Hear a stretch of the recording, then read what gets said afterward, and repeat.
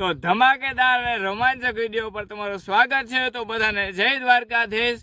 આજે આપણે જવાનું છે જામનગર જિલ્લાના જામજોધપુર તાલુકાના ઝીણાવારી ગામમાં, જ્યાં શ્રી કૃષ્ણ ભગવાનના ચરણના ચિહ્ન છે। અને મિત્રો, આજે 2 થી 3 દિવસમાં હું તમને 3 જગ્યા બતાડવાનો છું। એમાં પહેલી જગ્યા છે જે ઝીણાવારી, જે આજે જ હું જવાનું છું, જ્યાં શ્રી કૃષ્ણ ભગવાનના ચરણના ચિહ્ન છે।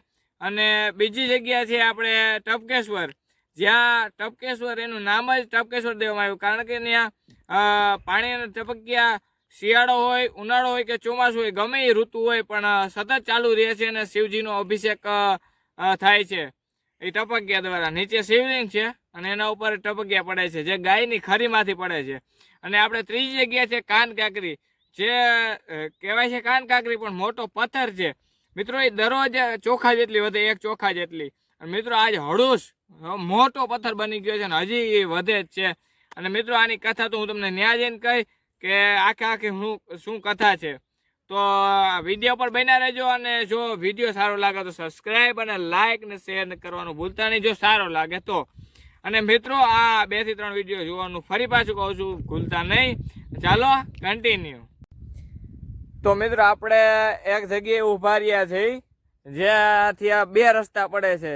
એક રસ્તો જાય છે ઝીણાવારી બાજુ અને બીજો રસ્તો જાય છે ગોપનાથ મહાદેવ તરફ, જો અહીં બોર્ડિયું મારેલું છે કે ડુંગર તરફ જવાનો રસ્તો। અને મિત્રો, અહીંથી થોડીક જાણકારી દઈ દઉં, તમે આવો ને ત્યારે જો આ રફ રસ્તે જ અડી ગયા તો સીધા જાઓ તમે ઝીણાવારી, અને પછી જો આ રસ્તે ગયા ને તો તમે જાઓ સીધા ગોપનાથ।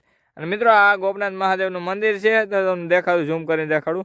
અને એને જો આ બાજુ છે ને, તો મિત્રો આપણે જામનગર જિલ્લાના જામજોધપુર તાલુકાના ઝીણાવારી ગામમાં અત્યારે આવ્યા છે, જ્યાં આપણે શ્રી કૃષ્ણ ભગવાનના ચરણના ચિહ્ન જોવાના છે। મેં તો જોયેલા જ છે, તમને બતાડવાના છે। અને મિત્રો, એ આવ્યા છે શિવાલયની બાજુમાં જ છે, અહીંયા શિવજીનું મંદિર છે અને શિવજીનું મંદિરની બાજુમાં જ આવેલા છે।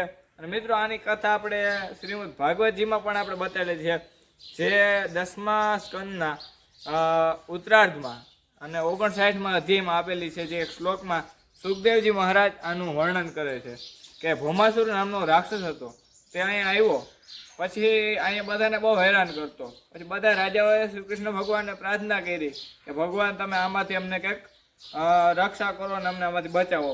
શ્રી કૃષ્ણ ભગવાને એમની પ્રાર્થના સાંભળી અને પછી શ્રી કૃષ્ણ ભગવાન પોતે જ આવ્યા અને ભૌમાસુરનો વધ કર્યો। તો કઈ રીતે વાત કર્યો કે શ્રી કૃષ્ણ ભગવાન અહીંયા આવે છે ઝીણાવારીમાં, જે ઝીણાવારી ગામને એક જોધપુર કે જ્યોતિષપુરા નામે આ ગામ ઓળખાતું જૂના ઇતિહાસ પ્રમાણે। અને અહીંયા આવે છે શ્રી કૃષ્ણ ભગવાન, ત્યાં રાક્ષસ છે ને એ પોતે વહી જાય છે ગોપનાથ મહાદેવ ડુંગર ઉપર, ગોપનાથ ડુંગર ઉપર વહી જાય છે।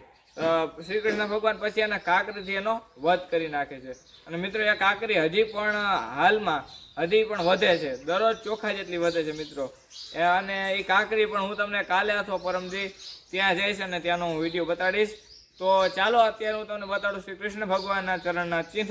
તો ચાલો કન્ટિન્યુ।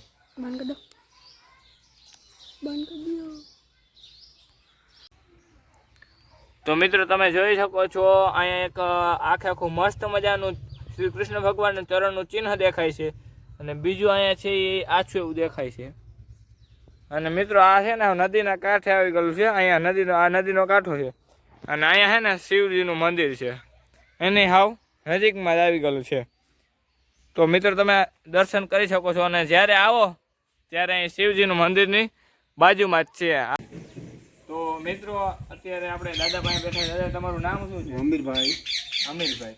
અમીરભાઈ એમનું નામ છે। અને એ આપણે સૂર્ય મંદિરે જ્યાં જવાનું છે ને, એનો થોડોક ઇતિહાસ કહે છે દાદા। ઇતિહાસ સૂર્ય મંદિર 5000 વર્ષ પહેલાનું છે, અને જ્યોતિષપુર નામની નગરી કહેવાતી।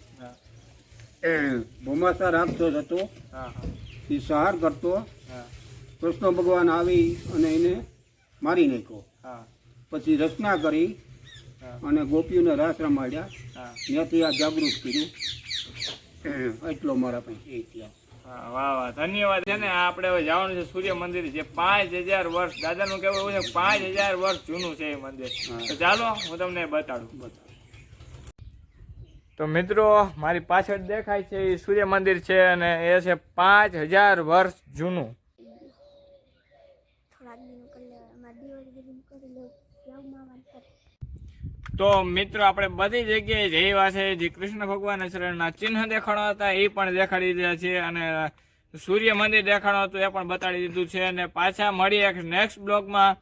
તો બધાને જય દ્વારકાધીશ અને મિત્રો ખાસ કરીને શેર કરવાનું ન ભૂલતા, કારણ કે આવા ઇતિહાસ જૂના ઇતિહાસ જે આપણે મળી આવે છે એ અત્યારે કોઈ ચોપડા વાંચવા બેસતું નથી. કોક એવું નીકળે 101 જે ચોપડા વાંચે. મિત્રો આ વિડીયો આપણે બનાવીને એમાંથી ઘણા જોહે આ વિડીયા, તો વિડીયોમાંથી ઘણી બધી જાણકારી મળી આવે. અને મિત્રો આનું આપણે ગોતું બહુ અઘરું લાગ્યું, થોડુંક આનું રિસર્ચ કરવું બહુ વહેમું છે મિત્રો. ખાલી આ શ્લોક ગોતું અને પછી એનો આધાર પુરાવો ગોતું, મિત્રો આ બધું બહુ અઘરું છે ને એ બધું જવા દે. મિત્રો તમને જો મજા આવી તો તમે સબસ્ક્રાઈબ કરી દેજો અને મસ્ત મજાની લાઈક કરી દેજો. એક આવું કોઈ નવું સ્થળ હોય તો એનું કોમેન્ટ કરજો, કારણ કે આપણે ત્યાં પણ વિડીયો બનાવશું. તો ચાલો મળીએ પાછા નેક્સ્ટ વિડીયોમાં. તો બધાને જય દ્વારકાધીશ. દવે ભાઈના ધૂમ ધડાકા હું હા હું